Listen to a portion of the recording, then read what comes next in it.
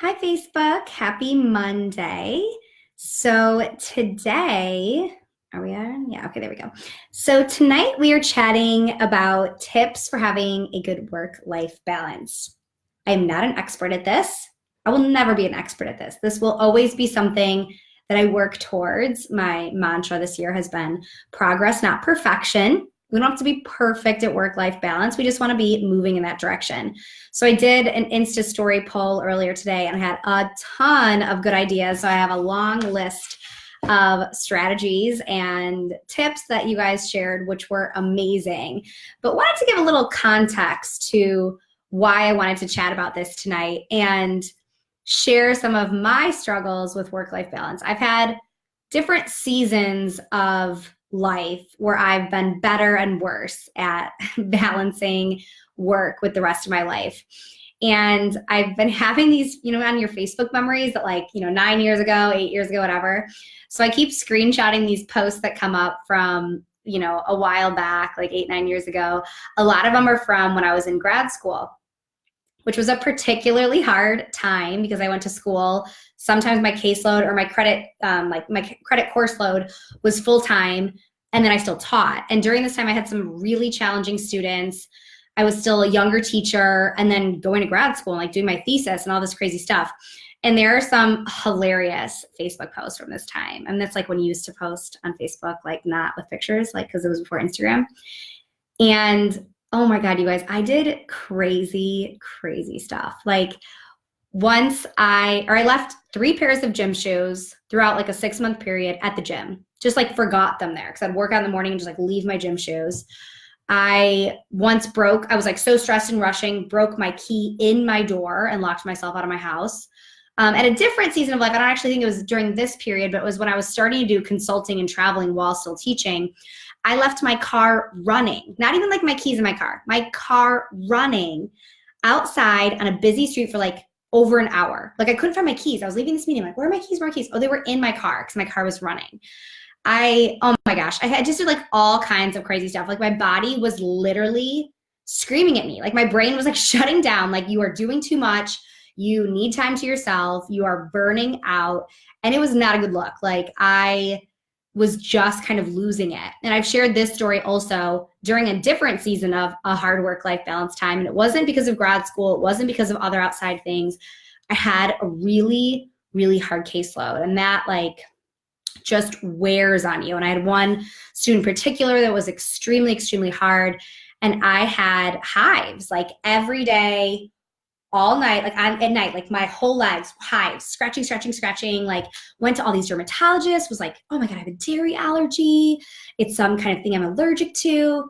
And different dermatologists told me the same thing, that it's stress. And I couldn't figure out how to leave work at home and separate. And I talked about work all the time. And I could see, I talked about especially the struggles I was having at work all the time. And I could see people checking out of conversations they were having with me. And I didn't care. I just had to talk about it all the time. I was obsessed. Oh my God, Hannah left her car running. And that makes me feel better, Hannah. Not that I want people to leave their car running in a parking lot, but at least I'm not alone. So that was really hard. Your body takes on stress too. So when you don't have a good work-life balance, your body tells you, and usually in a big way, you mentally start to lose it, you physically start to lose it, stuff is not going well. So I feel I'm in a better season of life on having work-life balance. It comes and goes, you need to have some strategies in place. This is something you have to work towards. If this is not something that comes naturally to you, and I don't think it's necessarily something that comes naturally to a lot of people, especially when you care deeply about your job and you're passionate about your job, you want to do all the things and you just can't. So I think a lot of us fall into that category. We love our job, so we think more is better. I have to do everything, but that's not necessarily true. So that's where utilizing strategies and having a little mini behavior plan for yourself is important. So I'm going to kind of talk about some of the things I do. I'm going to share from this list because there's a ton of cool suggestions, but I'd love you to drop in your suggestions of things that you have worked for you. Actually, before we do that, why don't you drop in your struggles or embarrassing moment? Hannah admitted that she's also left her car running. But whose body has had a physical reaction to stress? Things like, migraines or hives, or I sometimes run a low-grade fever when I'm really stressed. And I know my balance is off. Tina said, yeah, you get that. Your body tells me with like that summer cold at the end of the year, like I need to rest. So, or you start to just like forget things too. Sometimes it's not physical in your body. It's like a mental thing that you kind of start to lose it. So, what kind of struggles or warning signs, maybe red flags, have you had? Heather said she made a cup of coffee with her Keurig and forgot to put the coffee cup in. I had this Facebook post came up recently too. I went to make coffee and didn't put water in the pot. So just like, no coffee came out. So yeah, you start to like kind of lose it a little when your work-life balance is off. And that should be like the cue to you. Like, okay, I've got to like figure out what's going on here. So a lot of these suggestions, actually, I'm just going to jump into people's suggestions because I kind of wrote them in little sections and I'll kind of pop in with which things work for me. So a lot of your suggestions kind of fell in a few different categories. 1, scheduling, 2, boundaries, 3, self-care, and 4, organization. And these are a lot of things that I do as well. So I thought these were awesome suggestions. So a lot of people shared ideas about scheduling, and scheduling in like 2 components. Like 1, scheduling your self-care, like your time for you, scheduling your workouts, scheduling your nights to yourself. Like maybe you have to like go crazy with it and be like, I'm scheduling my night for Bravo TV and no one can interrupt me and I'm not doing IPs and I'm not laminating, even though laminating while watching Bravo is very enjoyable. But going through, what do you need for yourself and putting that in your schedule? Because if you don't put it in your schedule, it might not happen. So you have to schedule that time for yourself, first, and let everything else fill in. And that stuff should be non-negotiables, not like, oh, okay, I'll move it around. Like, nope, I've scheduled a date with my bed, or I've scheduled a date with my friends, my husband, my kids. That's what I'm doing. The other way you can look at scheduling is scheduling your work. So, someone's had a great suggestion, pick one night a week that you're going to stay late at work. If you're like a stay after school kind of person, pick one night a week that like Tuesdays is a day I stay, I get all my stuff done. I don't do it other days. So kind of scheduling when you're doing your IPs, when you're doing your lesson planning, when you're doing your prep work. So then you're not trying to fit it in all these weird times. You have a plan. On that Sunday night, you're not like, oh crap, I should be doing stuff. You're like, nope, I know I'm doing that Monday after school. I don't have to worry about it. The other big category that a lot of suggestions fall in, and this is where I really try to fit in as much like work-life balance strategies as I can, is our boundaries. And that's something that helped me a lot, especially times in my life like grad school or when I was, blogging and traveling and consulting while teaching full-time, is setting really clear boundaries. Because for a while I had like no boundaries. Like I would come home from teaching all day. I would sit on my laptop till 10 p.m. I would sit on my laptop all weekend. I would do consulting calls and I would just said yes to everything. Instead, I started having to be like, there's things I have to say no to. And I need to set rules for myself. Like I'm a very rule governed person. So I respond well to rules. So I have a lot of rules for myself now. Like what days I can open my computer, what days I respond to emails. Like if you follow me on Instagram, you probably notice on the weekends, I don't really Insta story ever, because that's time where I really try to make it like with my family on those days. And I try to not respond to emails and not respond to DMs and not respond to messages because I want to, because I want to chat with all you guys, but I wait until Monday for all of that. So that's like a pretty strict rule I have for myself. So some suggestions people had, having a firm stop time on when you're done working, disconnecting your work email from your phone, which I think is such an awesome idea. Like, you're not an ER doctor. You don't need to be responding to emails at 10 o'clock at night on a Tuesday. You just don't. Like the email will be there tomorrow morning. The email will be there tomorrow in your prep. It's all good. And if you start responding at 10 p.m., people are expecting you to respond at 10 p.m. And like, I don't know about you, but I'm asleep at 10 p.m. So disconnecting your work email from your phone, not bringing your work computer home maybe. Gina had this great suggestion, which I did this as well, setting really clear expectations with your parents of your students on how to communicate with you and how you will be responding. So I know sometimes, people have opinions on whether you give your personal cell phone number out or not. I know schools have rules on that. So whatever you are most comfortable with. But if you do give your personal cell phone number out, I definitely, not even recommend, like you should do this. You should give clear boundaries with your parents on when they can call and text. And then you got to follow your own rules.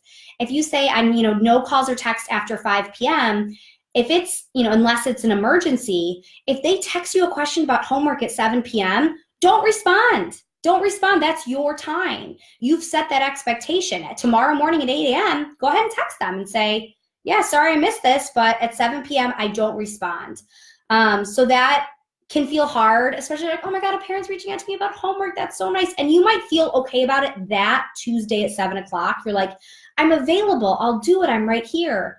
But what if it's like a Friday at 7 o'clock? And what if it becomes every week? And what if you're in the middle of dinner with your family and suddenly it snowballs? So you want to be really, clear with your parents on when you're going to respond to calls, when you're going to respond to texts, and then follow your own rules. Because I see people setting the expectations a lot, but then not following through. So people are like, oh, well, they do respond to me. Why not? Like, I'll just text them. So I think that's a great suggestion. And then a few of you said this too, is really utilizing your planning periods. And Holly did a really great post, and I will link it here later.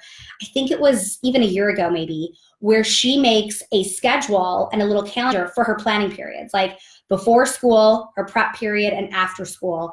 And she writes in all the things she's doing. So like if she has an IEP, she'll like plug how long it'll take her to do those IEPs. If she has monthly planning, lesson planning, staff training, because so often, if we're lucky enough to get that prep period, or we get to school early and we have time, we kind of mess around. We're like, oh, let me check my email. Let me check this. Let me do this. Like, let me reorganize over here. And suddenly you're not doing the important stuff. So then it kind of, you lose that time because you want to utilize every minute you have. I'm going to go through and read some of these comments. Katie said delegating, and that is one of the most difficult things. It so is. And delegating makes work-life balance. Oh my God, that's huge. That's why your team is there. Susan asked what we're talking about. So we're talking about tips for having good work-life balance. So strategies to kind of keep work at work, keep home at home, and not lead to the crazy burnout. Tina said Friday evenings are off limits for me for work. My brain's fried. Fridays are reserved for my family. I don't cook. I don't want to think about anything. It's the one night I want my family to decide and do everything for me. That is such a great point, Tina, because it's like decision fatigue, right? Like you've made decisions all week about behavior plans and lesson plans and prompting and what to do and this and that and that. Like I get tired and drained on just making decisions. Like even like you said, like a decision of like what to eat for dinner. It's like you guys decide. I can't make any more decisions. So sometimes we do hit that wall of just like decision fatigue. We're like, I can't make any more decisions. Does anyone else feel that? I feel that a lot. Like, and then, we flip out or get stressed over something as silly as like dinner or where to go get coffee. And you're like, I just can't, make one more decision or I'm going to lose it. So I think all these kind of suggestions under this category of boundaries are so helpful. And what works for one person might not work for you, but think about, work-life balance is something you struggle with where can you set boundaries for, when is your time and when is family time and when is work done, because that is really important. And how are you going to, really be accountable? That was something else. That was in here. The last thing in here was having an accountability partner, like giving someone permission, your coworker, your colleague, your husband, your wife, your, significant other, your roommate, your parent, giving someone permission to call you out. Like if you've decided I'm not doing any work after 5 p.m. or I'm not doing any school work on Saturdays or any, thinking about work on Friday nights. If that's what you've decided, tell someone that.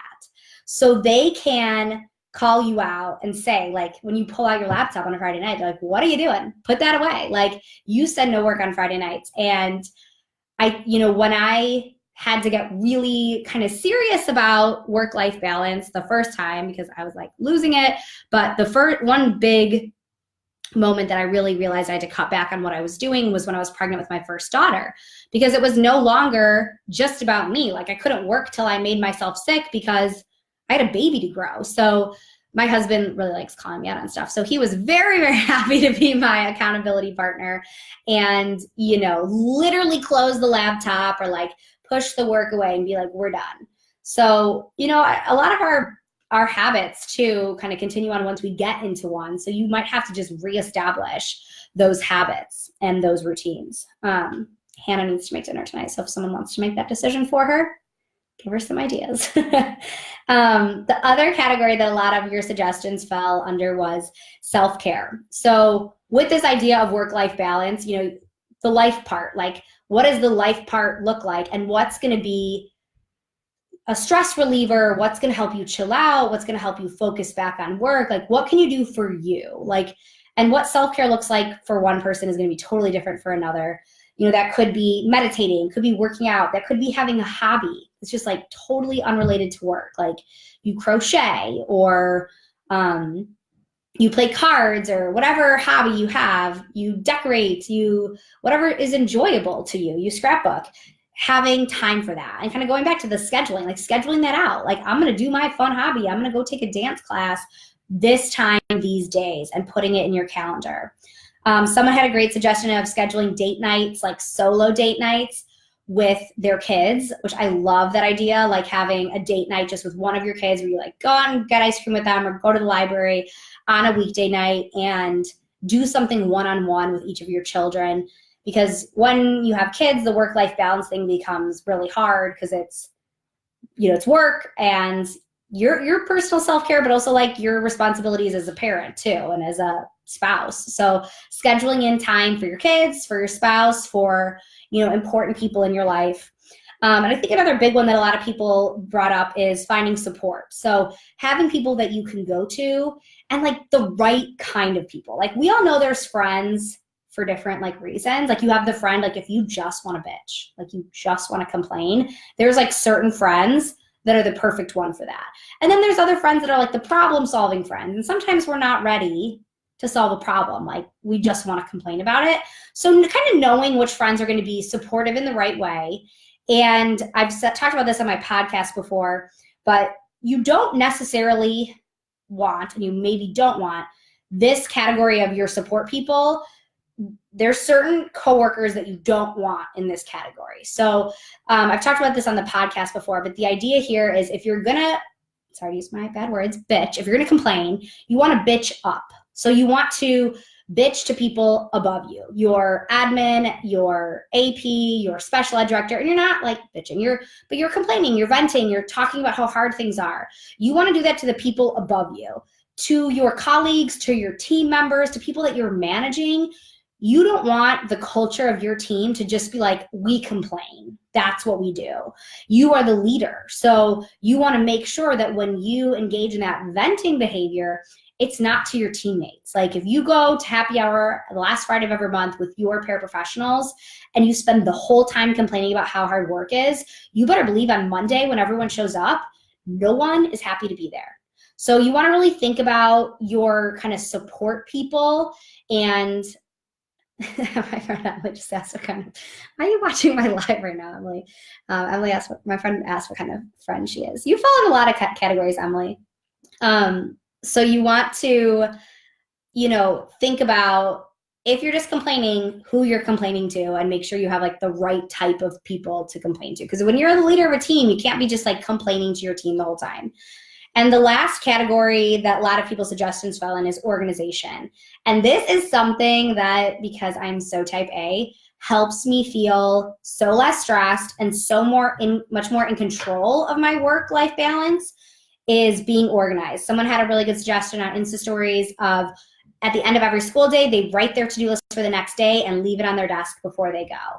Because we feel off balance when we feel like we're not getting everything done. So if you can be organized of like, hey, these are the 4 things I need to accomplish today, and then you accomplish them, you feel productive. So often we feel unproductive because we have this like mysterious idea of like what we want to accomplish. Like, I feel like I didn't do enough, but you did do enough. You just didn't like track what you wanted to do. So, having that to-do list, checking off, being really organized, establishing routines. Like, what are things you do every morning when you get to work? What are things you do at the end of every day? Like, that's why I love that to-do list idea, because it's a routine. At the end of every day, I think about what I'm doing the next day, and then I leave and it's on my desk. So it's like a signal and a cue to your body and your brain that the workday is done. Like, we're done, I'm checking out, like, let's go to the next day.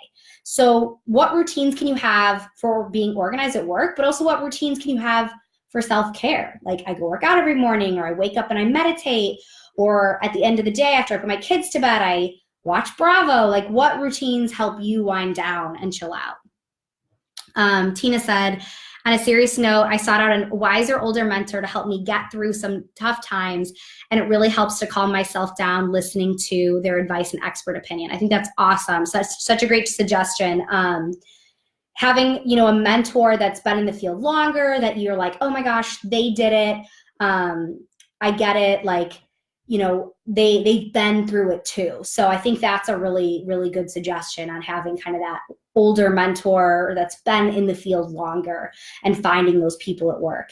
And, with kind of that, going back to the idea of support, the person that, you get support from at your school, maybe it's nice if they're not even in the special ed world. Like, maybe it's like the 4th grade teacher down the hallway, or the gym teacher that you're friends with. So like someone that's just like a positive source, someone that's going to be, kind of uplifting and funny, or whatever you need that makes you feel better. Like, sometimes nice if they're not part of the special ed world and they don't get all the things, because then it becomes that one-upping and that complaining idea. Someone else said they make a to-do list on their computer desktop. That's actually what I do. I make it on my computer desktop. Things I want to do every day. I have like that notes on the Mac, and I leave it on my desktop. Things I want to do for the week and things I want to do for the day. And so then it's right there when you see it. It's like that reminder is really nice. Those were all of kind of, in general, I summarized a lot of your suggestions because I had a lot of good tips.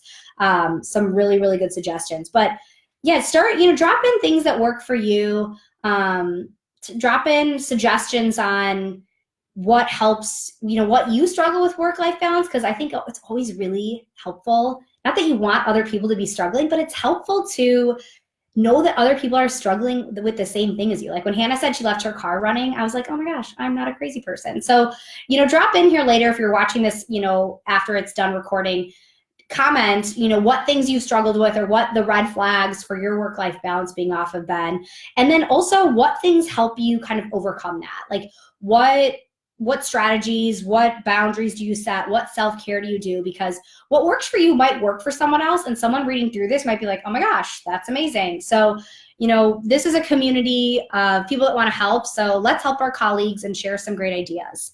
Hope you all get some self-care tonight. Have a little work-life balance. I'm sure something great is on. I've mentioned Bravo like a weird amount of times during this live. Sorry. That's like my self-care is trashy TV. But hopefully you find something relaxing to do tonight.